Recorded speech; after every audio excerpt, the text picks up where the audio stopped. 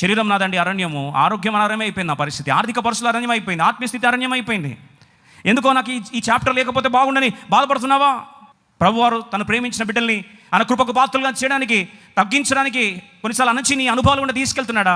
ఒక తండ్రి నడిపించడానికి నేను నడిపించాను వారిని నేను చెప్తున్న దేవుడు వారిని అరణ్యంలో ఎందుకు తీసుకెళ్లాడట? ద్వితీయోపదేశకాండం 32వ అధ్యాయం 10వ వచనం కలిసి చదువుకుందాం. అరణ్య ప్రదేశంలో భీకర ధ్వని గల పాడైన ఎడారిలోను వాని కనుగొని ఆవరించి పరామర్శించి తన కనుపాప వలె వానిని కాపాడాను.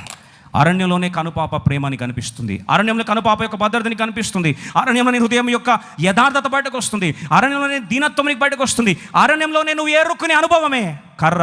ఆ కర్ర నువ్వు ఏరుకునేది అరణ్యపు యాత్రలోనే.